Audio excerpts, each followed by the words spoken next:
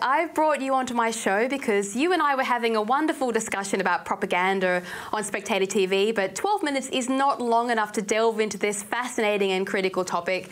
Now, Australia, Pete, is isolated geographically, ideologically and politically from the rest of the world, and even our nearest neighbours in Asia are miles away from Australia in a philosophical sense, given that Asian countries had little to nothing to do with Western Enlightenment, upon which our democracy was founded.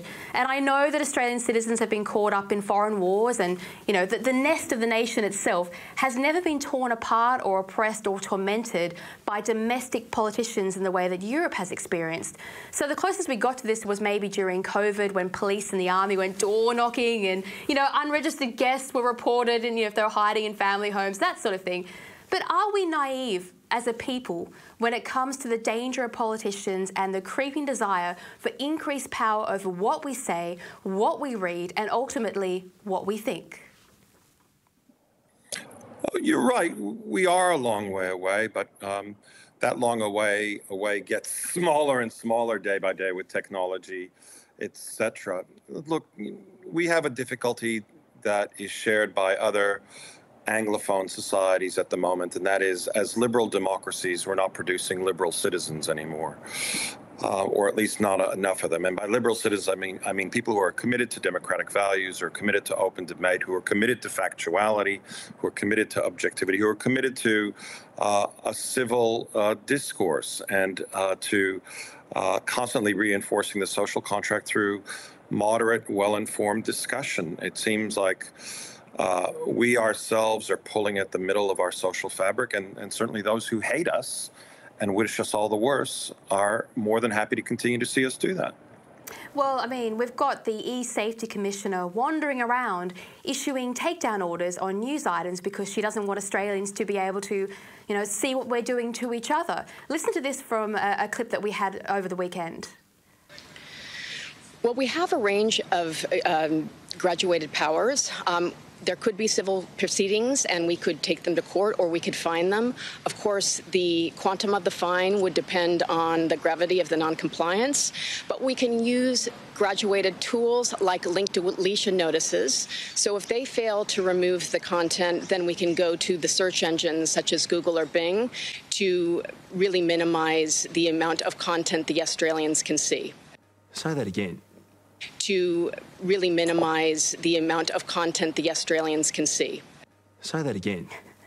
To really minimize the amount of content the Australians can see.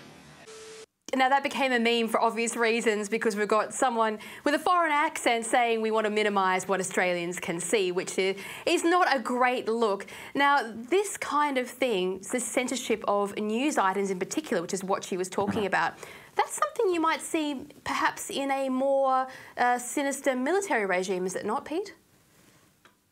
Well, it was after World War II that Hannah Arendt discussed the banality of evil. And how the likes of Himmler and Goebbels and others on a day-to-day basis presented it as entirely as normal people, etc. And whether we live in an authoritarian culture or under an authoritarian government, it kind of doesn't matter. We still have to be vigilant about this sort of technocratic creeping up on our rights and on our capacity to access information. When has it ever ended well when a government official talks about limiting information that citizens can have access to? That trajectory has never been a positive one historically, and even if we hear it from a bureaucrat operating under ostensibly a liberal democracy, we should be concerned about it. Well, I mean, we're going to talk about Russia very soon. We're going to talk about propaganda. We're going to talk about censorship. But at the moment, Australians have only just started to cotton on to the idea that something's a little bit wrong. Something's not quite what it used to be and not quite right. Now, Pete, are political regimes that obsess about censoring the news and appointing themselves as the sole source of truth, and what we didn't show in that clip was the head of police basically saying, only trust what we say, which is extremely close to what the former Prime Minister of New Zealand said, Jacinda Ardern, when she said, only trust information if it comes from us, we are your sole source of truth. This line is being repeated around the world in Western democracies. is that potentially dangerous? And I don't mean that in a flippant way. Is a government that starts to appoint itself the arbiter of truth, particularly in the news, is that a dangerous path to go on, even if we think that we're safe? Look, it's always dangerous when any organization, any group, any individual that's in power suggests that we're stupid, right? And that's inherently what's at play here is an assumption that we as individuals are too dumb or too naive or too undiscerning to pick through the information that's presented before us and make our own judgments about its usefulness, its veracity, its utility in terms of how we live our lives. Again, why are those of us who talk about individual freedom, liberty, individual rights, why are we seen as radical in any way? It seems to me that the mere fact that liberals, libertarians, people who stand up for freedom of speech nowadays are pushed to the fringe in a kind of way, that in itself is dangerous, because what are the roots of these societies? Well, it was the idea of individual liberty, and now it's seen as a radical, non-centrist position to uphold freedom of speech. Weird. And that's changed not in decades and decades and decades, but since I was at school to now, that has changed. It's a blink of an eye that we've changed our view on what liberty and freedom and free speech means. But this obsession, and it does revolve around safety. Safety is the excuse used by today's censors to do this. I mean, that's why it's called an e-safety commissioner, not the head of draconian censorship, right? That's why they've used safety in the word. Now, the leader of the opposition is also on board. Now, he is a police officer, and he seems to be unable to separate his desire to crack down on crime with his duty now as the head of a political party that values libertarian values, to say that's not my job anymore. My job is now to protect free speech.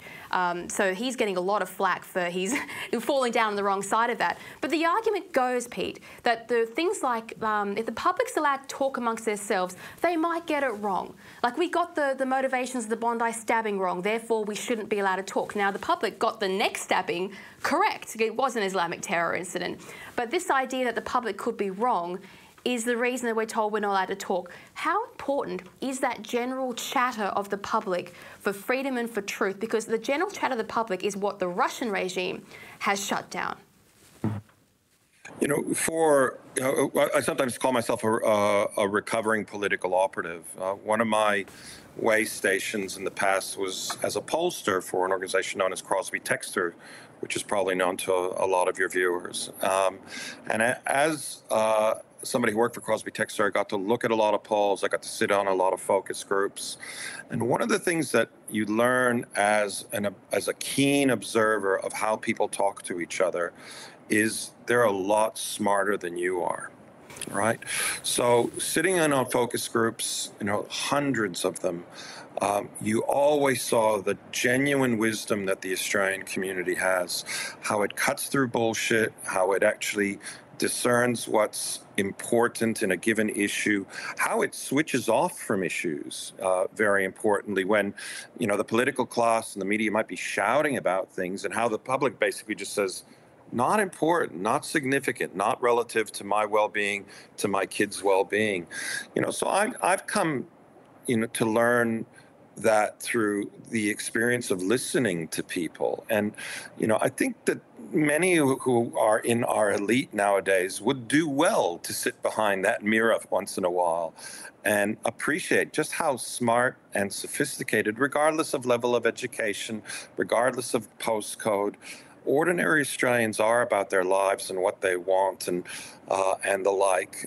We really do them a disrespect and a disservice by deciding that we know better, because, frankly, we don't. Well, I dare say the reason that politicians are now spending a fortune bribing the public at election is because they can no longer win the argument with those who they want to put them back in power.